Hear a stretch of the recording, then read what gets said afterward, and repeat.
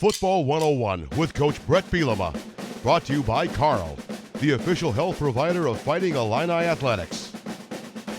Welcome back to Football 101. Martin O'Donnell joined as always by Coach Bret Bielema. And Coach, get the win against a very good Toledo team, but new faces is one thing we talked about on this last week. Who were some of the new guys that really stood out to you in that game? Obviously one is obviously Luke Altmaier, right? But everybody knew he was coming, so we don't need to. Did a good job, good things to come. But on defense, Dylan Rosiek led the team in tackles.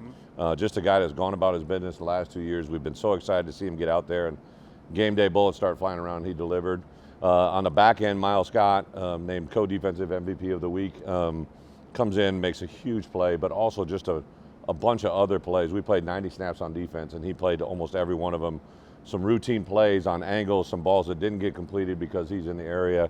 Just really impressive. And then, to get down there at the end, and an old face in Caleb Griffin, but on that field goal unit, that was the first field goal of the year. So left end is Brandon Henderson that literally his last game here was on Memorial's turf, winning a national high school championship at East St. Louis, right? And you have a bunch of other guys that took their first field goal rep on that play to win a game, and to have the confidence to have that come through is pretty cool. Well, and Miles Scott, the play he made on the 2-point conversion attempt was huge as well, a little shovel pass. Yeah, so he nailed it. The ball did come out right before, but earlier in the game, there's a play, touch toe on the back of the end zone, tight end went up, and he went up and through the hands and knocked the ball out.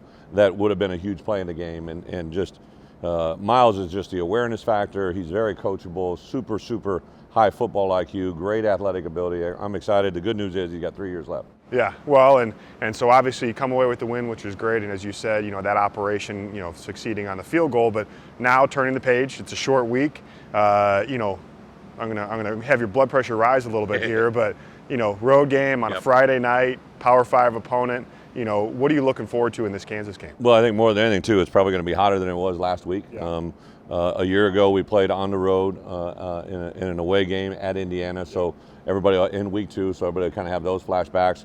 We've changed our schedule from that week a year ago against Indiana and kind of fit it more to what our guys believe and what they do. But Kansas has been targeting this game for a long time. They were the ones that initiated moving it, and then we did a lot of things to make this happen. I know they got special jerseys made and helmets from 1941, like all kinds of different little things that you can tell the emphasis from them, but it's about what we do. It's how we handle the environment. I think to go on the road, we learned that our first year at Penn State, right? Like you embrace the moment, play with that chip on your shoulder and see what happens. Do you like having one of these hostile environment night games on the road early in the season? I think it does, because we're going to go on the road in the Big Ten, right? I know for sure we got to go to Iowa. Last time we went to Iowa, I got COVID, so I didn't get to go. So I know that one's up on the agenda. We're obviously going to Purdue, right? Like we're going to have road games this year that are going to play out, and to have this one under our belt, I think is going to be a positive.